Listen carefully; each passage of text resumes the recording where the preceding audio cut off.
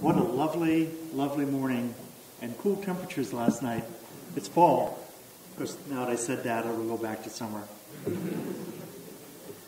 Thank you to Heidi and to Monica and to Janet for so much you've done for the service today, and of course, the ensemble.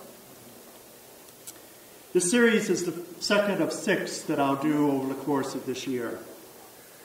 And it's on the 6 sources which in Unitarian Universalist congregations we don't really talk too much about. We know the principles, but we don't talk about what drives them.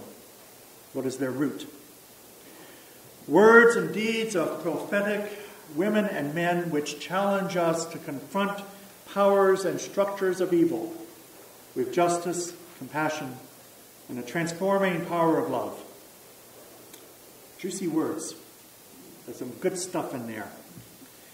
Now, words like prophetic and evil are really great ways to either evoke a good conversation or deafening silence in a Unitarian Universalist group on a Sunday morning.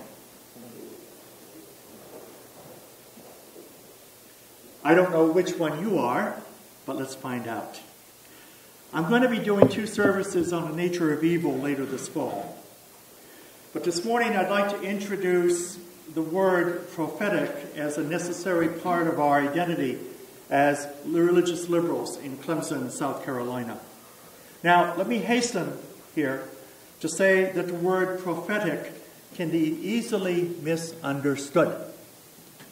I was in line at the checkout counter at Bilo the other day, and the checker happened to know that I minister at this fellowship.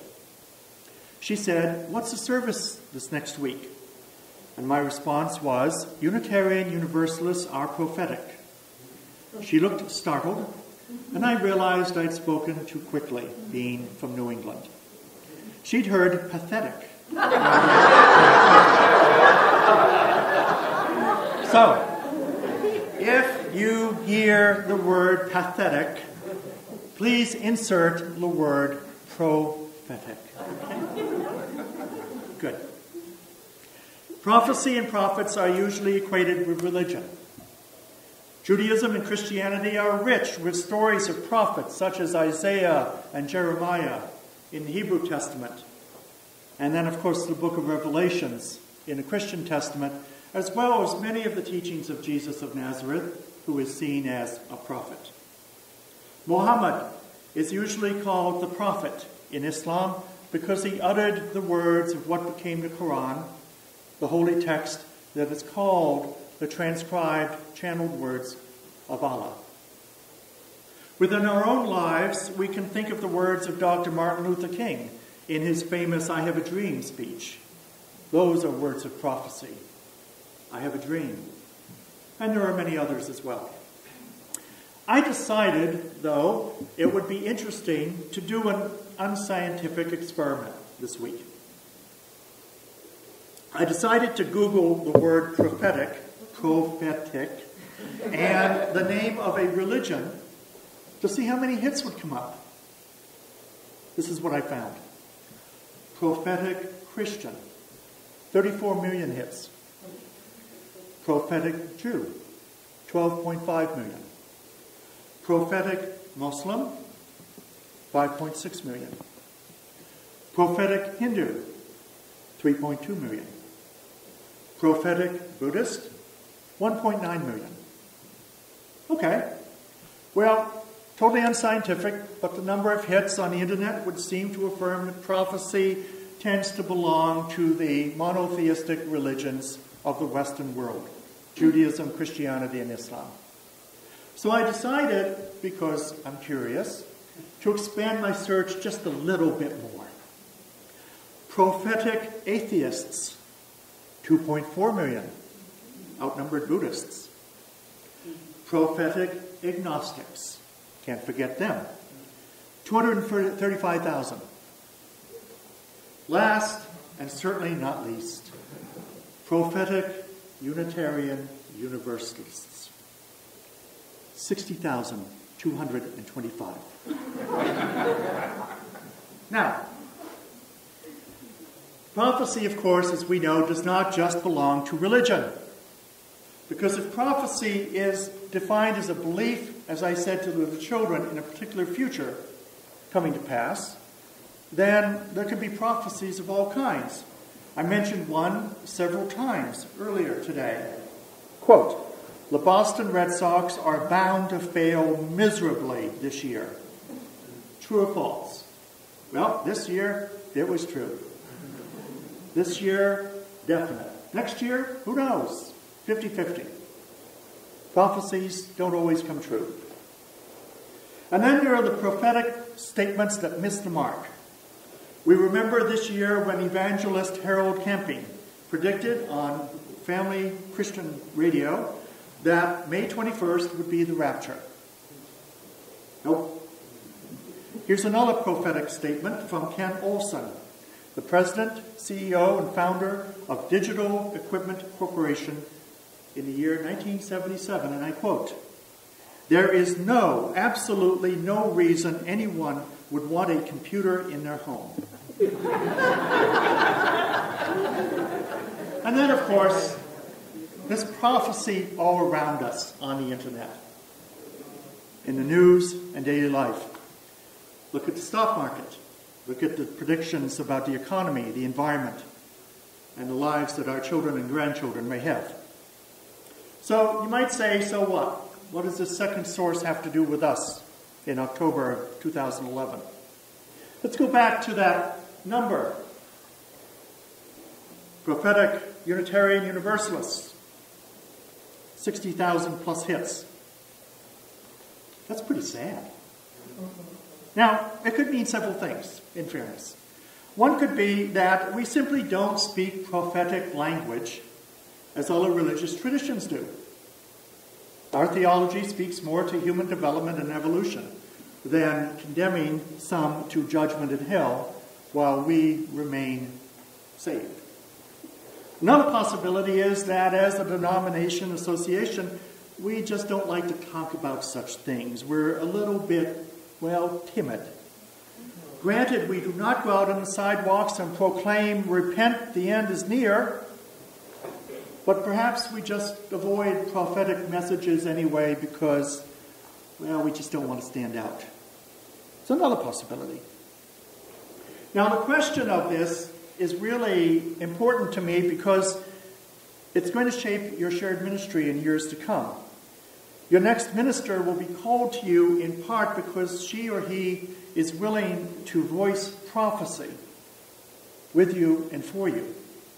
One of the main things that ministers are always asked to do in their congregations where they serve is to be their voice in the larger community. That's if you so choose. Now, the late Unitarian theologian James Luther Adams in the 1950s wrote about the necessity of a prophetic liberal religious church. This is what he said. He said, "A church that does not attempt to interpret the signs of the times, that does not show concern for the shape of things to come, and that does not concern itself for the struggle of human decency and justice, that church is not," he says, "a prophetic church. It's not a church that looks into the future and looks large and looks deep and says, this is what we must move to, or this is what we must move away from." So, the question I ask you this morning, and hopefully we'll have a few minutes for conversation, is, are you a prophetic religious community or not? If you are, what kind of prophecy are you going to express to the larger world? Now, I said here to the world and not to each other. It's one thing entirely to speak prophecy within these walls, and it's another to take it outside the doors. Now, for whatever my opinion is worth, I think you do want to do that work of prophecy. How? Why? Your mission statement says these words at the end. "We call one another to live our Unitarian Universalist principles in our communities and in the larger world, striving for social justice and caring for the earth." That says more than these walls to me. These words also carry a lot of potential and power. I think of the work you're doing with Green Sanctuary and the teaching of ecological awareness. I think of the continued work in ministry of welcoming congregation that we're going to be working on this winter and next spring. And there's so much else. You help the needy and the poor and those who are seeking sustenance through Hands of Hope and so many other ways through our offerings here. Your prophecy to the larger community is indeed there. But the question is, what shape is it going to take in the future? Now, I should say here, as an aside, that since the times of James Luther Adams in the 1950s and 60s, a lot has changed in those two generations in seminaries.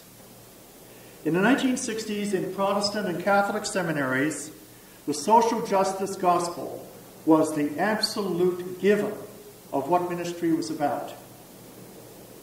Contemplation, prayer, and personal spiritual development were seen as very suspect minor exercises. The whole focus was on social justice, the social gospel, by whatever name you want to use, and to heal the world in the name of Allah or Christ or God's will or human dignity was the mission of ministry. Now, that mission has developed a dynamic tension in the last 20 or so years between the desire to heal the world and the desire to heal ourselves. And that tension still exists. So, before I invite you to respond to the question, are you a prophetic congregation? I'd like to offer up an example of prophecy. Prophecy is usually looked at in two ways. The first way is to say, doom lies ahead if we do not mend our ways. That's the more common one. Now, when I think of that particular prophecy, of the dangers ahead, I think of climate change. We see and hear around us warning signs of change in weather, climate, and the biosphere. Major scientific work has gone into study of climate change and its consequences. There is a small but fervent group of scientists and lay people who argue that climate change is, one, natural, and two, not proven to be accelerated by human actions. Their argument is that we humans cannot change our ways of living, aka our comfortable ways of living, when evidence is not firm that we're causing such change in the environment. Some of their points are valid in terms of detail. But my question to those folks would be this question: what if you're wrong? What if you're wrong?